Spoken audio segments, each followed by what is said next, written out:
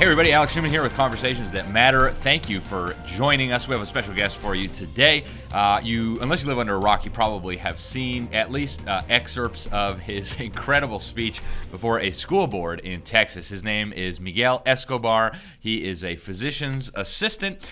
He is a leader and does many other things. He's been working for 15 years in the healthcare industry, 6 of those as a PA in hospital and clinical settings.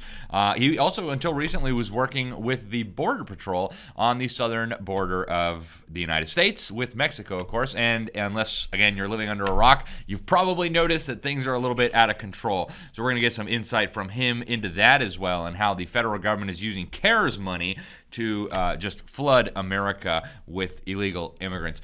Miguel, thank you so much for being with us. And give us a recap. And we're going to play a clip in just a moment, but give us a recap of your comments before the school board, and why did you feel it was necessary to go speak out? Yeah, well, thanks for having me on here, Alex. I really appreciate it. Really enjoy having more journalists and reporters like you out there, which is very few nowadays. But yeah, so my child actually doesn't go to public school. In fact, he's very young, but I've already kind of been trying to put my name out there in the community. And with all these mandates coming across, I was like, I'm not okay. Not even my child, but any child to kind of grow up in this environment that they're creating in the schools that doesn't make any logical sense, let alone any science sense. So a few of us in the community had already kind of been planning what we were going to do to really expose the information and be out there in front of these boards, many different boards. So we were actually going to different school board meetings, and that was the one in my district, which I was only allowed 5 minutes, but the information I was presenting, I think it was really hard hitting. I could tell people were very locked in on what I was saying. So what was going to be a 5 minute, I started changing it in my head, and I'm just trying to spit out as much info. There was a few things that I said that were not, very few things that I said that were not 100%, but I was just kind of under pressure, just trying to put out as much info. I realized I was over my 5 minutes. So, I think I ended up speaking for like almost 13 minutes. So I'm glad that they heard me, I'm really glad that went viral. That was not my intention, but the board has never contacted me back. I've gone several times to many other boards, not one, actually only one board member, maybe out of 60 that I've personally spoken to in their face, or at a board meeting, has actually responded back to me. It's incredible. Wow. What do you think the agenda is? Why are all these school boards going along with this? And, is there pressure coming from somewhere? And if the purpose is not to keep our kids safe from COVID or whatever, what is their real goal? Yeah, I mean, safe from what is my thing, really, because most of these schools, they don't have any. I would even put out there probably none of our schools, especially in Texas, have any COVID related deaths of a healthy child, right? So flu definitely way out of proportion is more deadly for our children in school.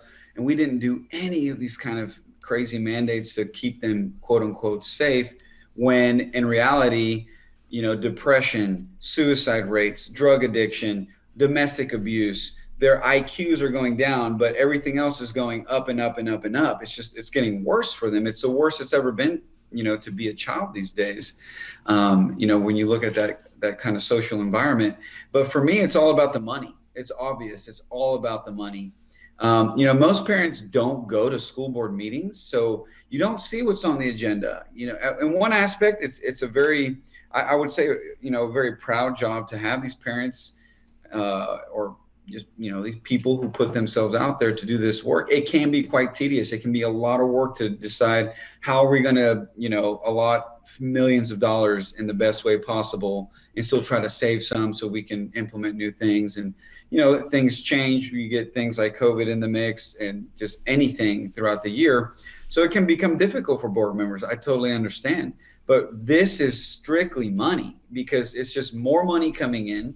If they don't follow some of these recommendations that are, for instance, through the CARES program and all this, then they're not going to get that money. And so that's not fair, because there are some of these schools that really need some of these programs. And how is this going to be on a dangling, a carrot on a stick where you're just going to pull it away?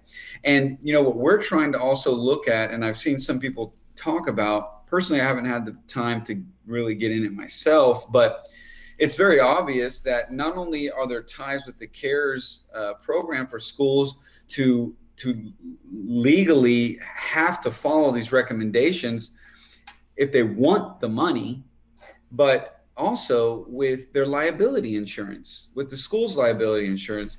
If they have any for the personnel or any of the health liability, they're basically saying, these companies, which are really the ones that are causing the problems, the corporations, is if you're not following these rules, your school won't be liable, right? So then they won't cover the school for certain things. So, when you're putting that kind of weight on a superintendent, on the president of the board, or other officials that they're not used to that kind of weight, they're just wanting to deal with the normal, bread and butter that they're dealing with, then that's a whole different level of pressure that we're putting on just people. But the corporate level, they know what's going on, right? I mean, it's the same thing right now that they're trying to say that these vaccines are FDA approved. They're not FDA approved. That there's an executive order saying that over 100 employees have to mandate the vaccine. There's not an executive order, so they keep pushing this front, and it's really to persuade or coerce and kind of force people to doing these things that there really is no science behind. Well, as a healthcare professional, what do you think is an appropriate response to what's going on? The COVID and all that. How do you think we as a society ought to be dealing with this, and especially when it comes to our children in schools? How should that be dealt with? Well, I definitely think at the beginning, I, like many people, you're a little worried. I was working on the front lines. I was literally working on probably the most dangerous border that anything can come in: tuberculosis, meningitis, some new kind of bacterial infection. Very rare things can come through where I work at. So I'm always on alert, because you don't know when someone comes from Bangladesh, or they made their way from Brazil all the way, from Africa all the way to the southern border. You don't know what you're dealing with. So I think at the beginning, yes, there's always going to be some fear factor. How do we mitigate this? How, what is the best precaution? When you're dealing with things with like Ebola or an airborne illness, those are two different things that we were trying to figure out. But I think it was very obvious from the beginning that children were not affected, right? It was something we knew right away. So I think that closing the schools was just the wrong thing to do in general, because that wasn't a place that is like a hospital, okay? For some reason, they want to make schools and hospital the same thing, but yet a plane that's encapsulated with the same air going in it with 300 people breathing the same air for a 3-hour flight, where a mask is not going to do anything, because you're already circulating the air. Even if you put HIPAA filters and everything, you're still getting some kind of contamination there amongst people. But yet we can let those things go. As long as you wear the mask, then you're fine. So it doesn't make sense to me. So why 25 kids in a classroom that are moving in and out of the classroom doesn't make sense. Personally, I think this was a big eye opener for all of us in many different ways. Number one, the legal rights of a human, right? I think we see now that if we give the government too much access or too much ability to hold that power, then this emergency act is going to go forever. And pretty soon they're going to make, like in Australia, you can't leave your house. They're going to take your children. They're going to force vaccinate you. When that should be your God-given right. If it's just like if you're on your deathbed and you decide, I don't want to be intubated, that's your right. Or if you're like, no, I want to be intubated and crack my skull open and do all the surgeries, even though there's a 99% chance that I'm going to die, that's your choice, right? So I definitely think that a lot of these things should be up to the individual's decision, right? And there's going to be that fine line where, yeah, what if there is something that we could mitigate as a society to help the spread? But a lot of these things, the science is there. It's very clear that it doesn't work, because we've been studying it since the 1900s when the first pandemics started really going worldwide. and these tactics didn't work. Number two, I think the most important thing that is COVID has really helped us do, which everybody has affected in some way or another, is you realize how healthy you are. You know, obviously the very overweight people are like, oh, very scared. I'm truly affected by this. You know, you need to be careful for my health. It just should be the opposite, right? You care for yourself, for your health, not pushing it onto me, who I'm a 37-year-old person, very healthy. I don't get sick. I put myself out in the front lines. I'm fine because I take care of myself. I have a good immune system. I try to be the example. I know it's not everybody. I'm not always 100% healthy either, but if we all take care of our own bodies, our own selves, that's how the general collective, the general population will live healthier, right? It's kind of like the herd immunity, right? If more of the cows are healthy, when you put in a few of the unhealthy cows, it's not going to be a problem because we are now full of very healthy cows. And there's nothing stronger than your immunity. And now science is going along the way that a vaccine that's never been truly tried and tested is better than your own immunity. It's just outrageous. And so that's, you know, people really need to focus that their body is sacred. Their body is powerful. Your body can do a lot of magnificent things if you take care of it right and you give it the things that it needs. I mean, you can't hide from death, but you can try to mitigate it, you know, as much as you can if you live a good, healthy life. Yeah, and I want to shift gears now. Go to the border. You spent a lot of time working down at the border, and then you were actually fired as a result of speaking out on some of these issues. I want to ask you, what did you see at the border? You served during, I guess, two different administrations. You served during the Trump administration, and then now during the Biden administration. Have things changed a lot? And also, what impact is the CARES money having on what's going on down at the border, and then what's happening once people come across the border?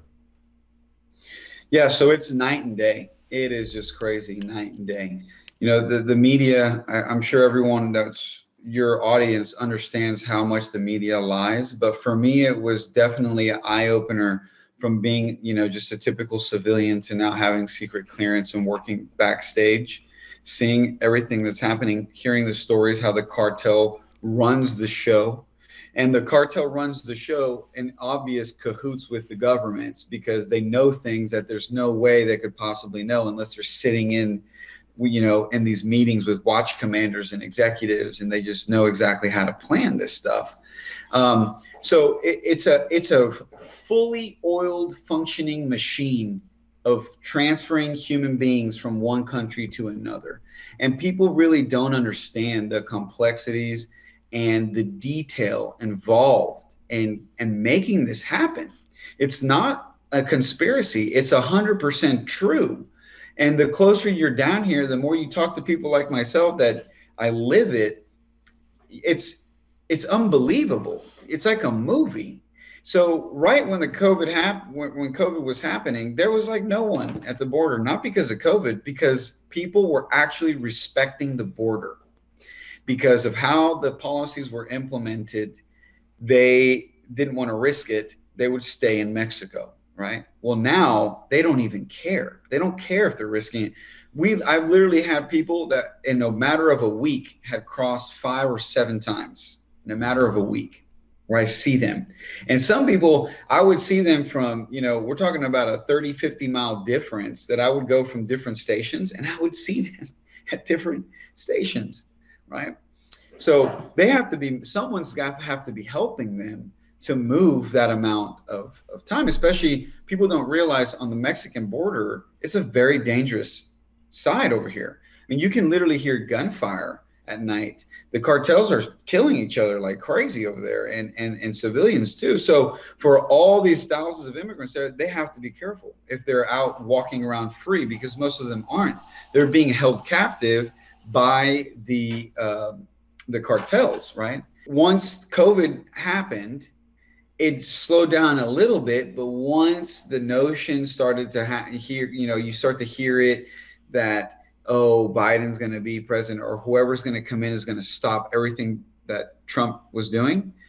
you could hear, I mean, you could see it with the immigrants asking us questions.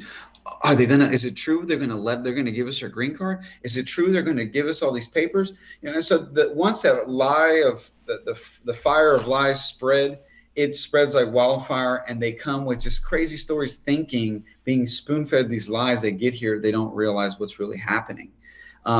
So it's just incredible. You know, after working there, okay, I am not okay with illegal trafficking or illegal of anything that's going on at this border. But my problem, which I would hope that most people would see, it's not the individual immigrant that's the problem.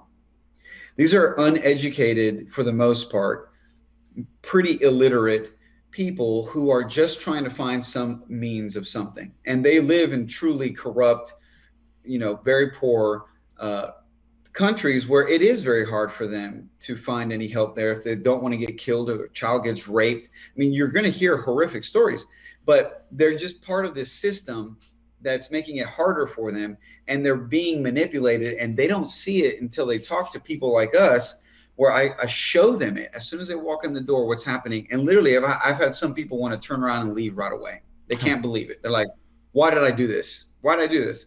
This is not what I thought was going to happen. I'd rather go back home. It's very sad. And of course, here, once they come in, they hold them. They don't want to let them go.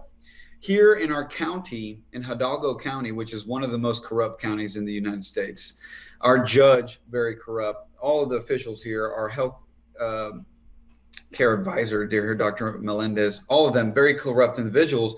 Well, we have a policy here, a rule that we pay the county for uninsured individuals, because we're underserved population, even though we have Ferraris and McLaren F1s and Bentleys and Rolls Royces driving around. We have a lot of uninsured people. And so we pay hospitals, we pay people to see uninsured people. Well, I think it's a law actually here in or it might be a policy here, but in our county, it doesn't differentiate between illegal alien or non-illegal alien. So all of the illegal aliens that are coming through that are getting into these psychological clinics, that are going to the hospitals, that are going to clinics, or anything that's part of the human and health services, especially at the local, state, federal level, they're getting money for that.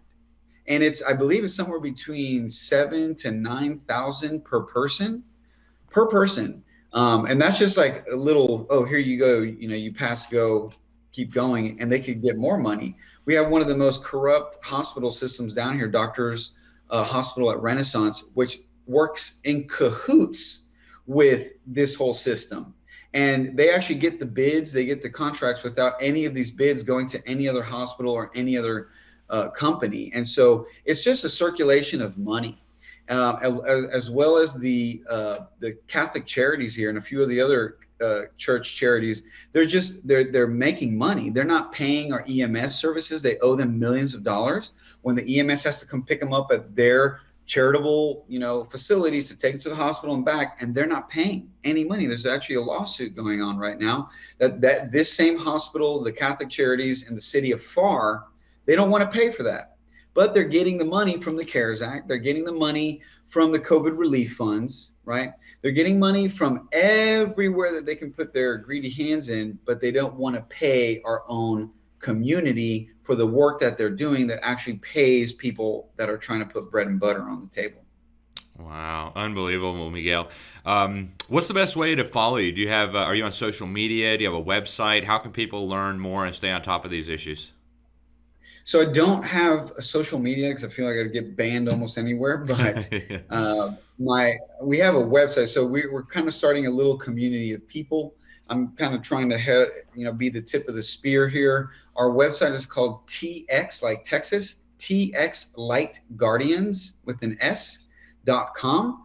We're updating it right now, but we're trying to put all the information that everyone needs in one kind of go-to place. COVID misinformation, where to get good COVID healthcare, where to find legal help, even exemptions and whatnot. What we're doing in our community, organizing, outreaching with farmers, outreaching with our other, people that need work or we can give work, trying to homeschool, educating people on homeschooling. What are your different options? And also teaching people a little bit about the law, your constitutional God-given rights because there's no such thing as amendments. It's not really a right, because if they take it away, is that really a right or a privilege? So those are a lot of things that we're working on here. Our community is starting to get ramped up, so hopefully it keeps growing and we can outreach with other communities in Texas and nationwide. So txlightguardians.com. You can also subscribe there. I don't send out a lot of stuff. It's just very important things, very rarely, but we're about to get that all set up so people can see some of our cool videos that we're putting up there and trying to teach and spread the light and the love that is much needed in today's day. Excellent. Well, Miguel, thank you so much for joining us. Thank you for speaking out and trying to get facts out there for people to consider on COVID, the border, and so many other things. We appreciate your time. That's right. Thank you so much, Mr. Newman. I really appreciate your time and everything you're doing. God bless you. Thank you. Take care. Let's keep in touch. All righty, folks. That was Miguel Escobar. Thank you for watching Conversations That Matter. I know it's a lot to digest, folks, but you need to know you're not going to hear this stuff from the fake media. You're not going to know about what's going on the border, what's going on in the school board meetings. So stay tuned. We will continue to bring you more information in the days and weeks to come. Appreciate your time. Until next time, God bless you all.